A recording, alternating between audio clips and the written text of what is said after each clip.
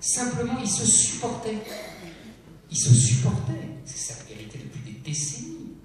Et on vous dit, c'est le vivre ensemble. C'est pas le vivre ensemble. Les mots ont un sens, vous comprenez?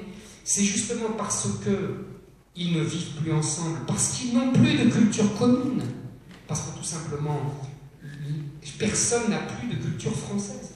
Donc chacun se replie sur sa culture d'origine, même se bricole une culture d'origine, même avec des pays étrangers qui deviennent des espèces de mythes absolus, chacun avec son drapeau.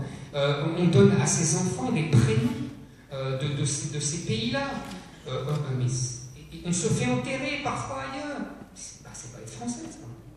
Vous comprenez? Personne n'est français là-dedans. Et d'ailleurs, personne ne vit ensemble. Donc tout ça est un mensonge énorme. Si vous voulez, c'est vraiment une des choses auxquelles je tiens beaucoup dans le livre, c'est je démonte tous ces mots qui sont des attrape-couillons.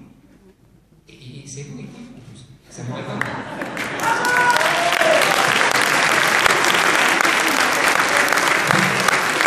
Il faut bien comprendre ça. Il faut bien comprendre ça, si vous voulez. Et donc, c'est là où il y a effectivement quelque chose qui s'est passé le 11 janvier. C'est-à-dire que, avec une habileté diabolique, l'idéologie dominante, qui a été démolie, qui a été vraiment rejetée, qui a été dénoncée par la réalité, parce qu'il s'était passé le 7, a réussi par un double salto arrière à retomber sur ses pattes. Ces gens-là sont des chats, ils ont 1000 vies.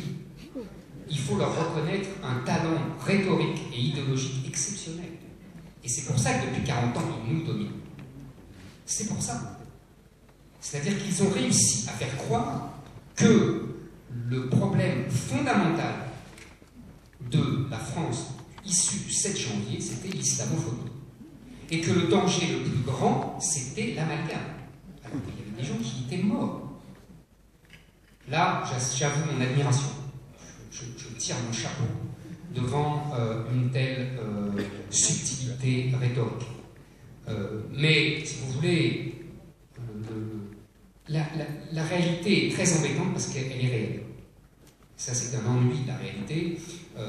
Et donc, si vous voulez, on a eu exactement, vous avez remarqué, la même chose après les émeutes de 2005. Et à chaque fois, on retourne dans l'explication sociologisante et victimisante. Voilà. Et alors, je ne sais pas, je sais votre question suivante, ne me demandez pas jusqu'à quand ça va tenir, je n'en sais rien. Je vous dis, à chaque fois, la réalité saute au visage, et à chaque fois, jusqu'à présent, les maîtres de la pensée dominante retombent sur leurs pattes.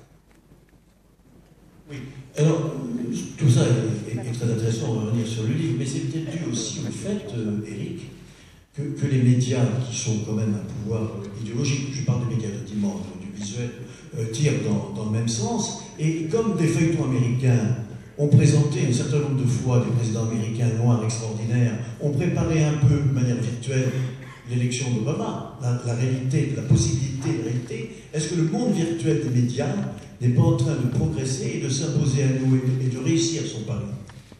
C'est, si vous me permettez, beaucoup plus profond. Les médias sont un moyen, une arme essentielle de ce que vous décrivez. Mais si vous voulez, c'est un travail de sacre. C'est tout le livre.